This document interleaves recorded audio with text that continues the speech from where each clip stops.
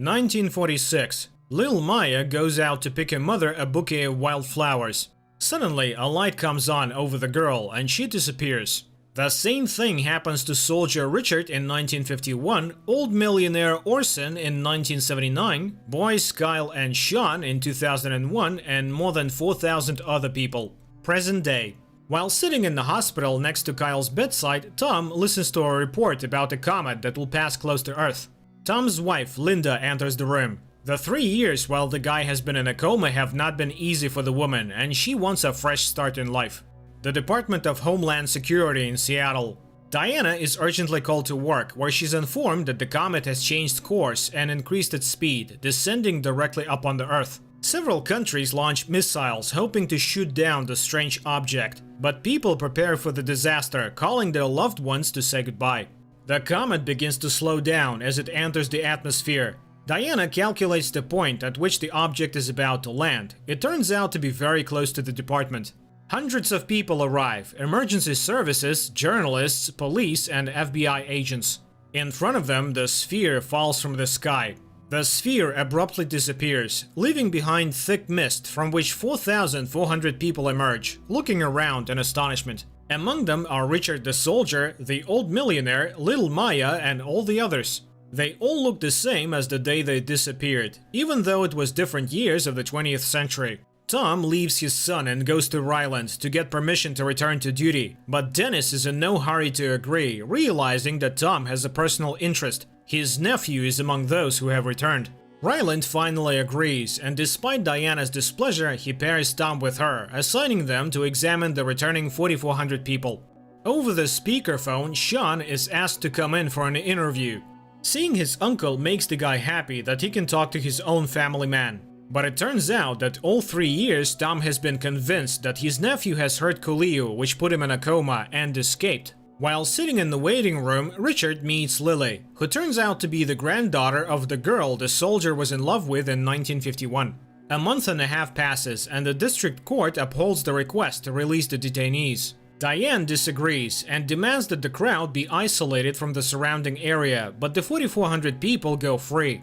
Of them, 130 do not understand where they are going. Among them is Lil Maya, who has no relatives left. Richard and Lily say goodbye, and the woman is about to return to the family she has not seen in 11 years. But Lily does not see her husband among those meeting her. The girl makes it home, but her husband Brian asks her to leave and announces that he is married and she has no place in their lives anymore. Orson finds his wife in a nursing home, and he too finds it hard to hold back tears, thinking of all the time he has lost. Richard arrives in St. Louis to his old address, but now he finds a den of homeless people there. Tom brings Diana to a party organized in Sean's honor, so his partner can be convinced that those who returned are no different from the rest of the people.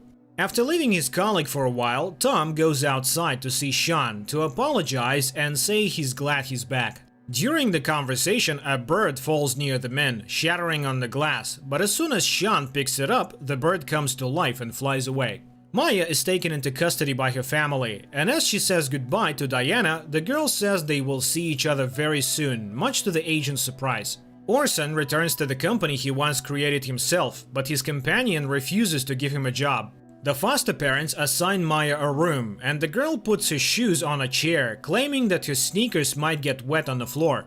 This surprises the couple, and they have no idea what they are talking about.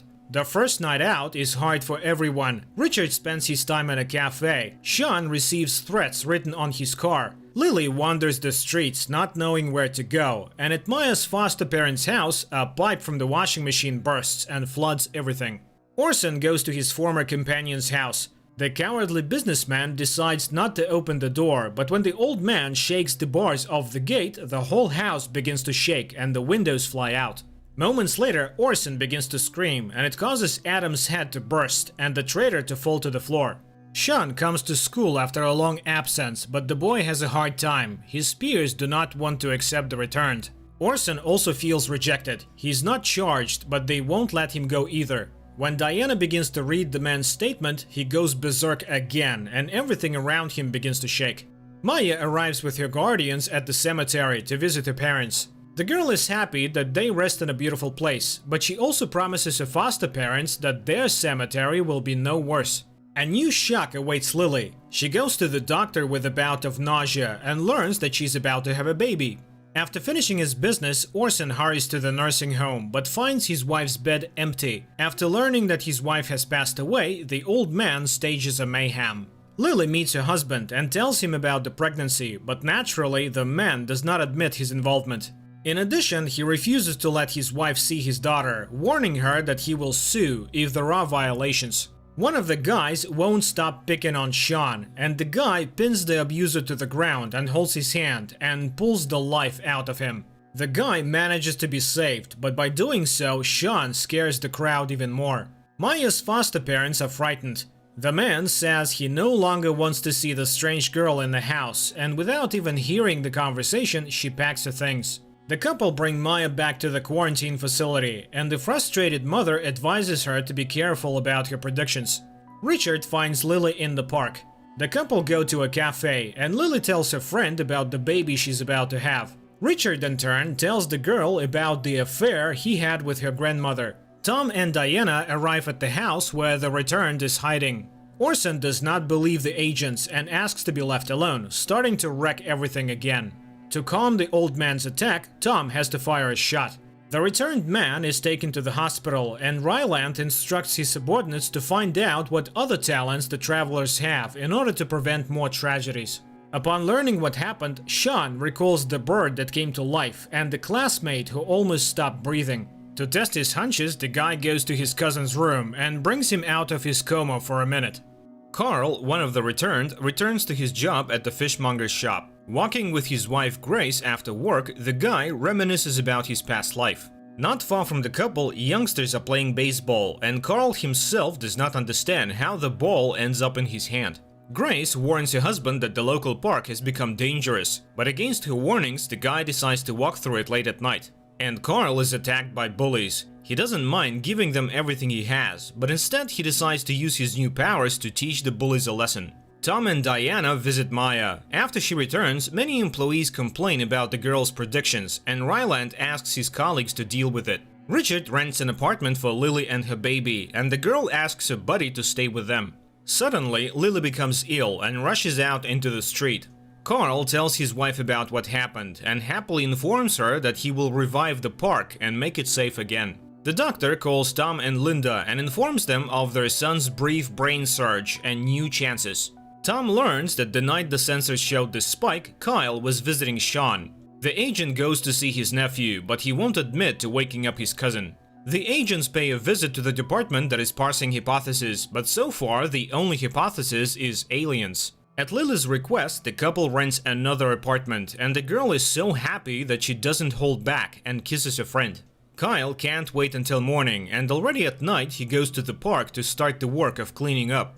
The guy manages not only to paint a bench, but also to save a girl from bullies.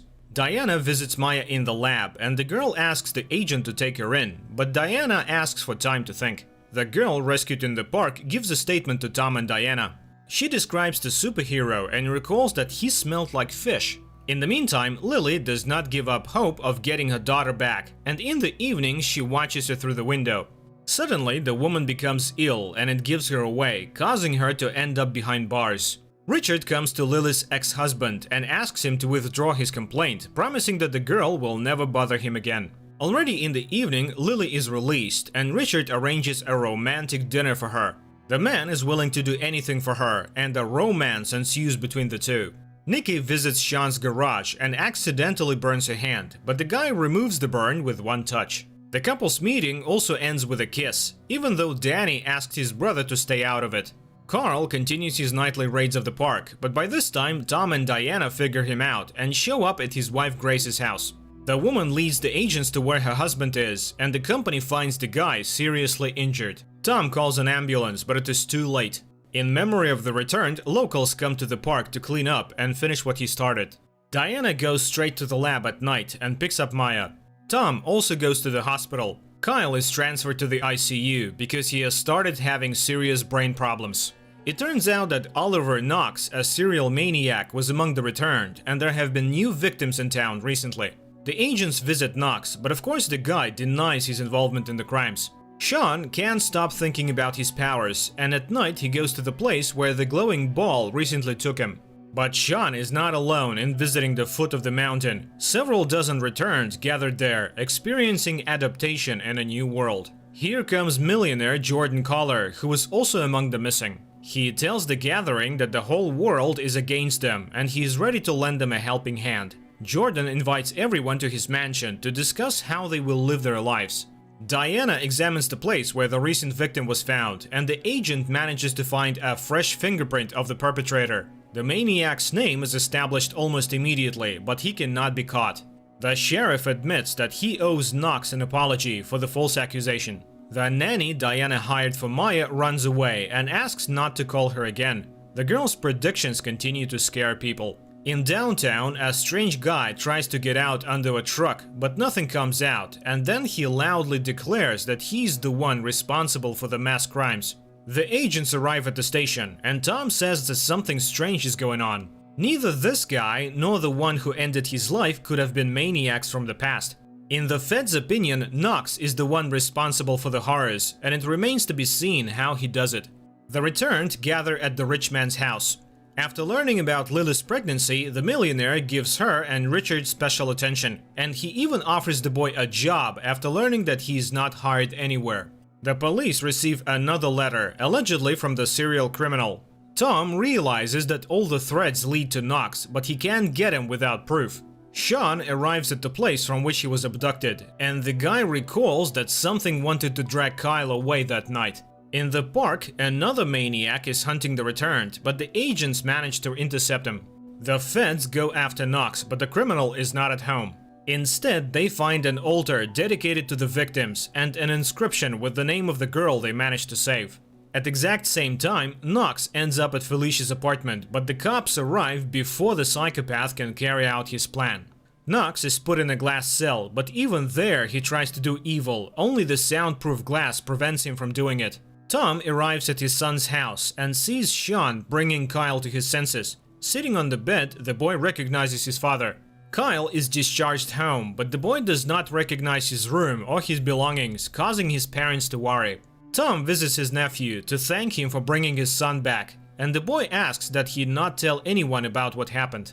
Lily and Richard return home after a walk, and at the door the girl gets sick. This saves the family from misfortune. Someone has booby-trapped their apartment door. Tom and Diana inspect the scene, and the woman tries to get information from her partner about Sean's connection to Kyle's awakening, but the agent remembers his nephew's request and says nothing. The returned millionaire gives Richard and Lily a house in a cottage community he built specifically for all the 4,400 people. Tom catches Kyle in the act of tearing up pictures of the boy. He pushes his father away and confesses that everyone seems like a stranger to him. The millionaire's settlement settles in, but the agents try to convince Jordan that it is too dangerous to gather everyone in one place. Nevertheless, the millionaire is not going to back down, and Richard, becoming the head of the security, is going to help him. Diana comes to pick up Maya from school, and the principal asks her not to bring the girl anymore. Everyone fears getting hit if a hunt for her begins. Noticing her guardian's concern, Maya reassures her, promising that someone will make things right soon. Another return dies. This time it's Flower Girl Mary. The number of the 4,400 victims frightens the agents, and the situation grows more serious. Nikki breaks up with Danny, and Sean decides to take advantage of the situation and asks the girl out. A man from Washington arrives at the department, and upon learning of the agent's connection to the members of the 4,400, he hints at their removal from the case. Linda asks Tom to go into Kyle's room, and the man catches his son doing a strange thing. The boy is making marks on a map, and he explains that he is looking for himself. Sean leads Nikki to the shore of the lake over which he was dropped off by the balloon in the company of the other returned, and the couple have a great time doing nice things there. The agents find a laboratory where substances were created to destroy the returned, but the perpetrators have managed to escape. The feds manage to find out that the criminals are the siblings of one of the maniac Knox's victims, and now they are on their way to Sean's house. The trail turns out to be false, and the criminals escape, reaching the village of the millionaire. The security and Tom try to stop the van filled with explosives, and they manage to do so a second before disaster strikes. Kyle continues to lose his mind and eventually declares that he's an outsider and not at all who they think he is.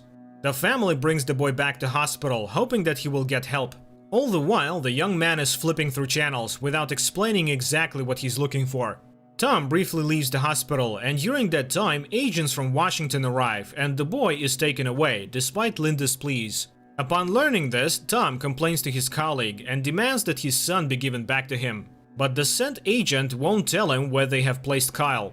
Lily learns at the appointment that her baby has some sort of genetic abnormality, and the doctor orders a series of more tests. Richard accidentally overhears Jordan's secretary talking and learns that he regularly calls Lily's doctor. He tricks the security guard into getting him a printout of the boss's phone calls to check something out. His suspicions are confirmed, and Richard visits the doctor to find out why, after each visit to Lily, she reports everything to Jordan. It turns out that Richard is most likely the father of Lily's child.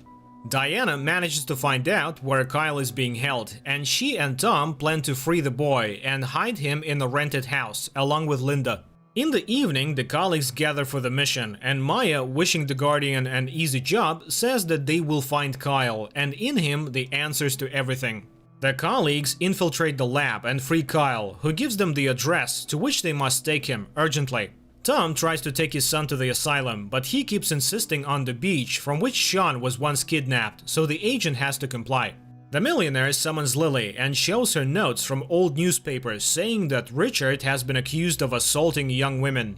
After talking to her husband, Lily understands why Jordan showed her this, and she asks Richard to leave the settlement as soon as possible. Danny learns of his brother's affair with Nikki, and when he arrives home, he tries to deal with Sean in front of his mother. Not wanting to hurt his brother, Sean just puts his hand on him, and Danny almost passes out, causing even his mother to look at the returned man as a monster. Jordan tries to stop the fugitives and grabs Lily, but as soon as his hand is on the woman's stomach, he immediately gets sick. But looking after the car, he still says that he will take the baby.